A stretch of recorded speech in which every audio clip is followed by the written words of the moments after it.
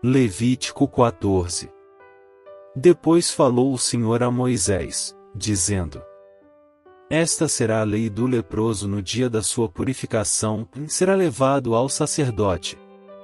E o sacerdote sairá fora do arraial, e o examinará, e eis que, se a praga da lepra do leproso for sarada, então o sacerdote ordenará que por aquele que se houver de purificar se tomem 2 aves vivas e limpas, e pau de cedro, e carmesim, e hisopo.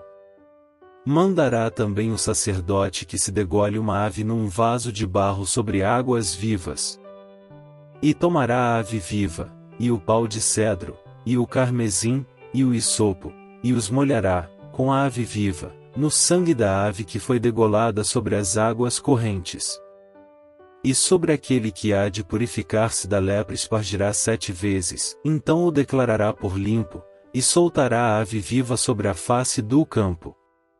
E aquele que tem de purificar-se lavará as suas vestes, e rapará todo o seu pelo, e se lavará com água, assim será limpo, e depois entrará no arraial, porém, ficará fora da sua tenda por 7 dias.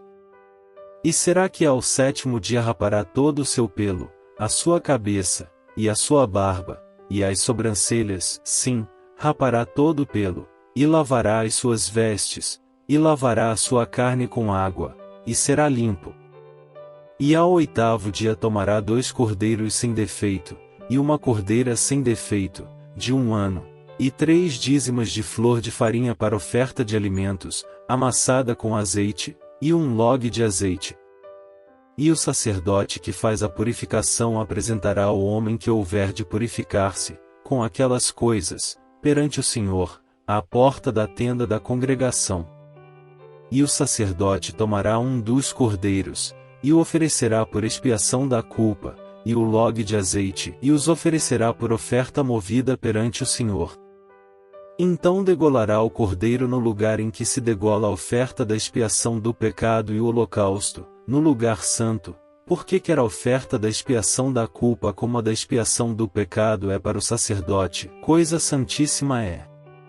E o sacerdote tomará do sangue da expiação da culpa, e o porá sobre a ponta da orelha direita daquele que tem de purificar-se sobre o dedo polegar da sua mão direita, e no dedo polegar do seu pé direito. Também o sacerdote tomará do log de azeite, e o derramará na palma da sua própria mão esquerda.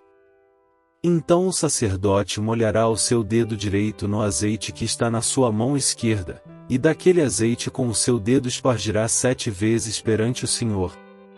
E o restante do azeite, que está na sua mão, o sacerdote porá sobre a ponta da orelha direita daquele que tem de purificar-se, e sobre o dedo polegar da sua mão direita, e sobre o dedo polegar do seu pé direito, em cima do sangue da expiação da culpa. E o restante do azeite que está na mão do sacerdote, o porá sobre a cabeça daquele que tem de purificar-se, assim o sacerdote fará expiação por ele perante o Senhor. Também o sacerdote fará a expiação do pecado, e fará expiação por aquele que tem de purificar-se da sua imundícia, e depois degolará o holocausto. E o sacerdote oferecerá o holocausto e a oferta de alimentos sobre o altar, assim o sacerdote fará expiação por ele, e será limpo. Porém se for pobre, e em sua mão não houver recursos para tanto, tomará um cordeiro para expiação da culpa em oferta de movimento, para fazer expiação por ele, e a dízima de flor de farinha, amassada com azeite, para oferta de alimentos, e 1 log de azeite. E 2 rolas, ou 2 pombinhos, conforme as suas posses, dos quais um será para expiação do pecado, e o outro para o holocausto. E ao 8º dia da sua purificação os trará ao sacerdote, à porta da tenda da congregação, perante o Senhor. E o sacerdote tomará o cordeiro da expiação da culpa, e o log de azeite, e os oferecerá por oferta movida perante o Senhor. Então degolará o cordeiro da expiação da culpa, e o sacerdote tomará do sangue da expiação da culpa, e o porá sobre a ponta da orelha direita daquele que tem de purificar-se, e sobre o dedo polegar da sua mão direita, e sobre o dedo polegar do seu pé direito. Também o sacerdote derramará do azeite na palma da sua própria mão esquerda. Depois o sacerdote com o seu dedo direito espargirá do azeite que está na sua mão esquerda, 7 vezes perante o Senhor, e o sacerdote porá do azeite que está na sua mão na ponta da orelha direita daquele que tem de purificar-se, e no dedo polegar da sua mão direita, e no dedo polegar do seu pé direito, no lugar do sangue da expiação da culpa. E o que sobejar do azeite que está na mão do sacerdote porá sobre a cabeça daquele que tem de purificar-se, para fazer expiação por ele perante o Senhor. Depois oferecerá uma das rolas ou um dos pombinhos, conforme suas posses. Sim, conforme as suas posses, será um para expiação do pecado e o outro para holocausto com a oferta de alimentos, e assim o sacerdote fará expiação por aquele que tem de purificar-se perante o Senhor. Esta é a lei daquele em quem estiver a praga da lepra, cujas posses não lhe permitirem o devido para a purificação. Falou mais o Senhor a Moisés e a Arão, dizendo: Quando tiverdes entrado na terra de Canaã que vos hei de dar por possessão, e eu enviar a praga da lepra em alguma casa da terra da vossa possessão.